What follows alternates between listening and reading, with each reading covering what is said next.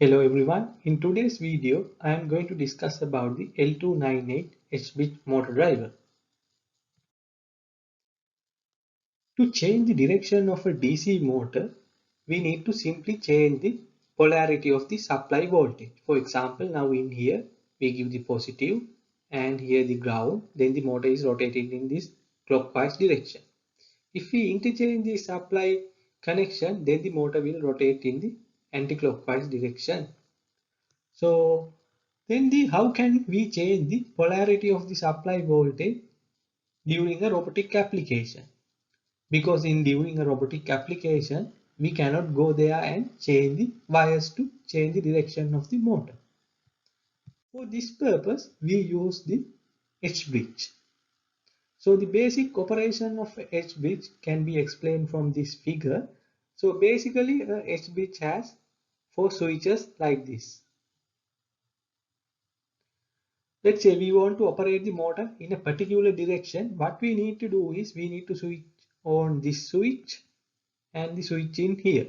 Then the current will flow in this direction where the motor will rotate in a particular direction. If we want to change the direction to the opposite one, what we need to do is we need to switch off these two switches and then switch on these two. Then the current will flow in this direction, that means the opposite direction, and the motor will subsequently rotate in the opposite direction. Then the thing is how we can do it in an autonomous way. For that purposes, actually this dual motor driver chip we can use. In a L298 dual motor driver, a chip is something like this. It contains two Hbridges. And in previously I have mentioned them as switches, but in reality those are semiconductor switches based on transistor. Like here, this is one Hbridge for the motor 1 and this is the Hbridge for the motor 2. So this motor driver can handle two motors, and for each motor we can go up to 50 volt supply voltage. Then the other thing is to operate this motor driver chip, it requires some input voltage. For that we have to have the maximum voltage up to 7 volt. Then this motor driver can handle continuous current rating of 2 amperes and peak current rating of 3 amperes. That means we have to use motors that use less than these current ratings.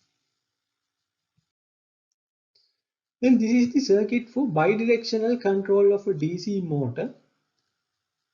So in that case, we have to integrate some other electronic component with this L298 motor driver to use it safely in an electronic application, because these motors will generate voltage spikes which will damage the sensitive electronic equipment like microcontroller. To suppress those voltage spikes, we need to use additional components such as diodes and the capacitors.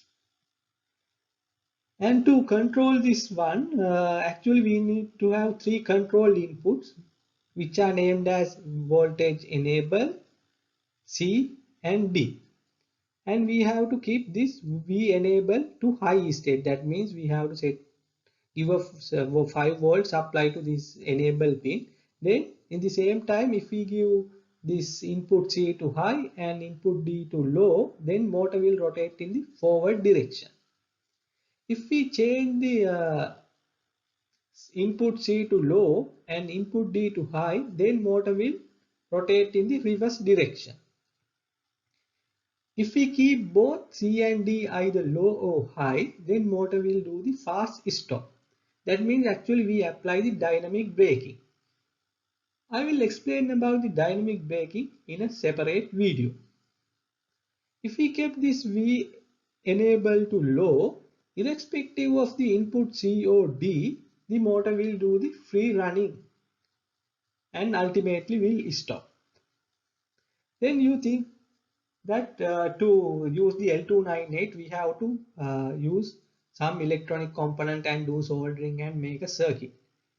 Actually in the market we can find L298 motor driver module which consists of all these components as a single module which we can use to operate a DC motor. This is the L298 Mod Driver module. Here we can see the L298 motor driver chip.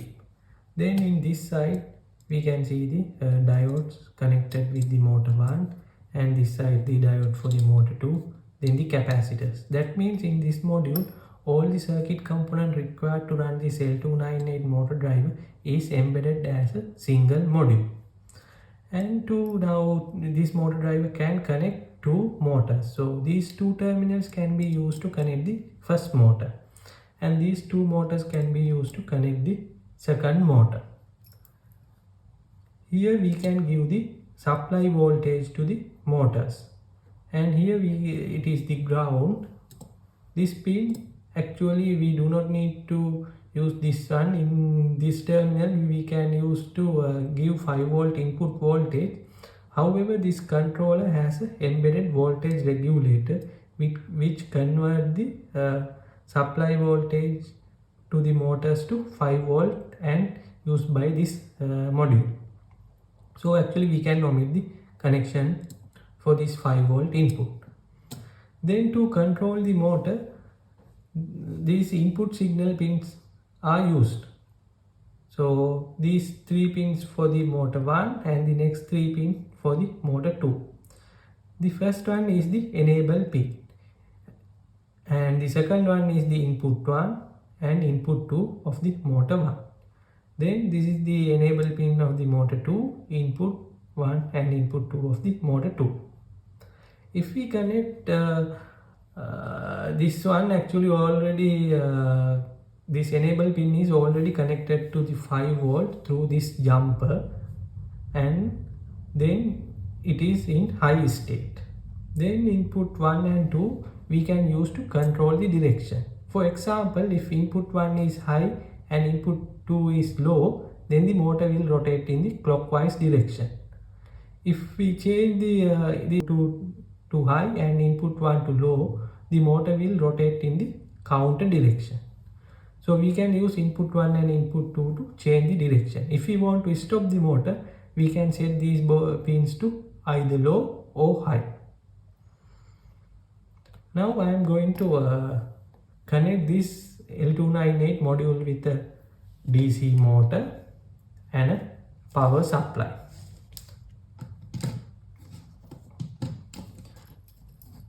Now I am connecting the terminal of the DC motor.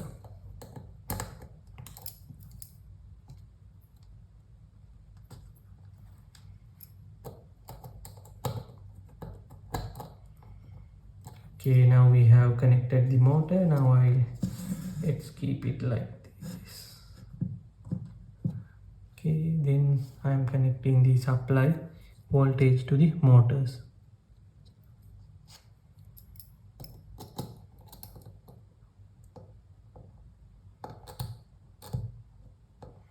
Actually, when connecting these things, we need to tighten them properly, because this motor might draw large current and loose connection might cause some issues. So we have to properly fix them. Okay, now we have completed the circuit. Now I am giving this, enabling the supply. Then here you can see from this indicator that this mod driver getting the correct required voltage to operate the internal part. That means this 5 volt converted from this motor supply for the motors.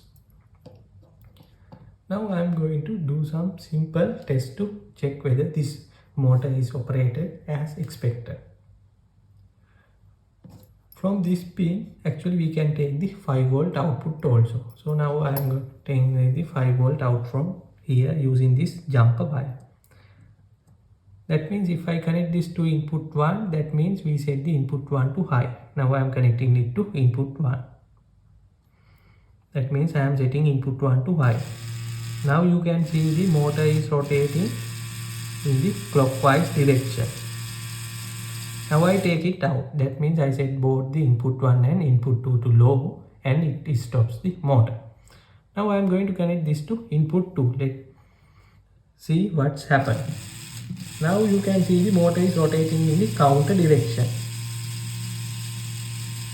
If I remove it, now motor again stops. Now in this scenario, actually this enable pin was set to high using this jumper. Now I am going to remove this jumper and again do the same thing. First I check the whether motor will rotate after I set this to input 1 to high. No rotation. If we set the input to high, no rotation. That means every time to run the motor, we have to set this enable pin to high also. So using this one, we can control the speed of the motor by switching on and off of the enabling pin. And in this video, I have explained the basic operation of L298 Mod Driver and how the Hbridge operates. In the next video, I am going to present how to interface this L298 Hbridge with an Arduino controller. This kind of interfacing is required for developing robotic applications. Every time we use DC motors and we need to control them. To control these DC motors, we can connect with the Arduino and take intelligent decisions to either change the speed of the robot or change the movement direction. Likewise, we can take different kind of control action. In the next video, I am going to discuss about those things. Thank you.